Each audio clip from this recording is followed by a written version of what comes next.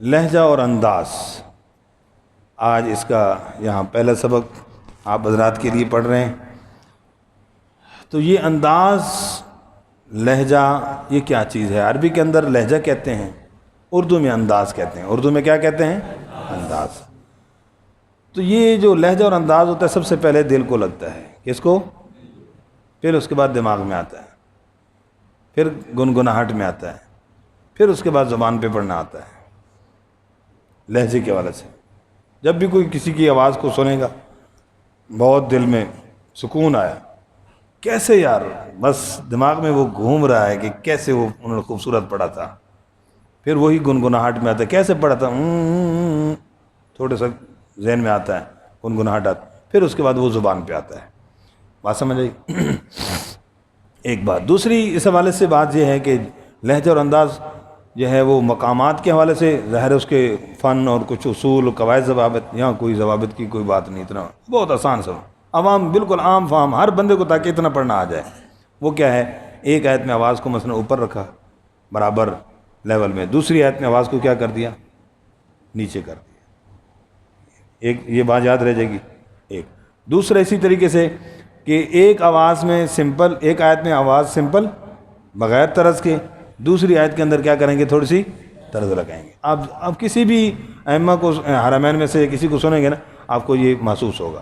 ابھی میں سکھاؤں گا اور، لیکن میں آپ کو ایک دو اور بندہ بتا دیتا ہوں، جیسے الحمدللہ رب العالمین، سیدھا ہے، الرحمن الرحیم، اس میں طرز لگا دی، ٹھیک ہے جی۔ سدیس صاحب کو سنیں، الحمدللہ رب العالمین، سیدھا پڑھ لیں، الرحمن الرحیم، دوسری آیت میں کیا کر دی؟ طرز لگا دی۔ سمجھا؟ یہ دو مثالیں دے دی۔ اسی طریقے سے آپ نے ان دو باتوں کو ذہن میں رکھیں گے تو آپ کے لیے طرز لگانا، لہجہ سیکھنا بہت آسان ہو جائے گا۔ اور آواز جن کی اچھی ہے بہت اچھی بات ہے، آواز کا خوبصورت ہونا قدرتی چیز ہے۔ کیا ہے بھائی؟ بولتے نہیں بھائی۔ لیکن جو لہجہ اور انداز ہے یہ کسبی چیز ہے، محنت والی چیز ہے۔ جو محنت کرے گا اس پر اس کو یقیناً حاصل ہوگا، ٹھیک ہے۔ آواز ہمارے اختیار میں نہیں ہے، لہجے کو سیکھنا ہمارے اختیار میں ہے، انداز کو سیکھنا ہمارے، اور یہ انداز ہی آپ کی تلاوت کو سنوارے گا، آپ کی نعت کو سنوارے گا، آپ کے بیان کو سنوارے گا۔ کیسے؟ یہ انداز ہی تو اثر انداز ہوتا ہے جسے ہم نے نظر انداز کر دیا۔ تو اس لیے اس بات کو ذہن میں رکھتے ہوئے ذرا غور کیجئے گا۔ تھوڑا سا سبق پڑھتے ہیں سورۃ الفاتحہ سے، اور تعوذ پر تلفظ صحیح ہونا چاہیے، خاص خیال رکھیے گا۔ جس کا تلفظ غلط ہوا پھر اس کو میں لہجہ نہیں سکھاؤں گا۔ غور سے، اعوذ باللہ من الشیطان الرجیم،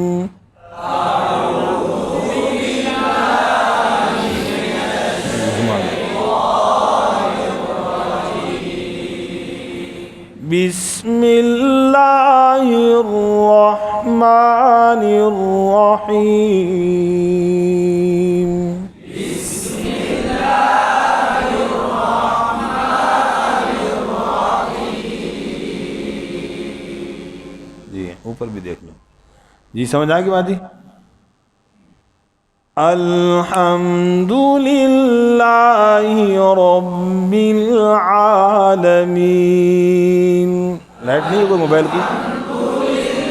ہاں قریب کر لیں، یہاں برابر ہے۔ غور کے اور کھڑی زبر پر جو طرز ہے اس میں آواز کو اٹھانا، الحمد للہ رب العالمین،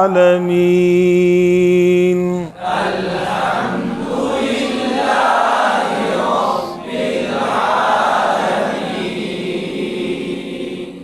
الرحمن الرحیم،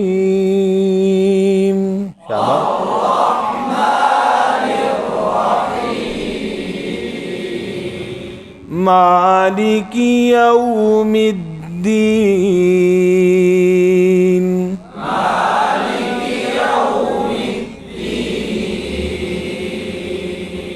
شاباش۔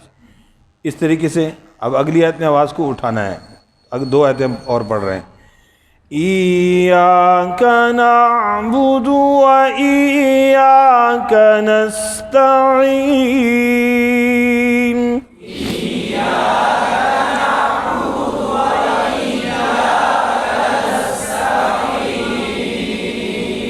नस्तईन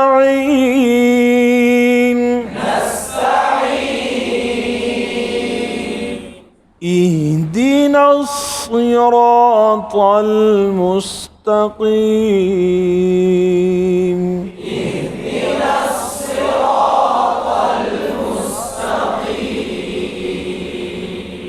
जी एक दफ़ा फिर इसको समाप्त फरमा लें, आधी कल इंशाल्लाह फिर पढ़ेंगे आगे।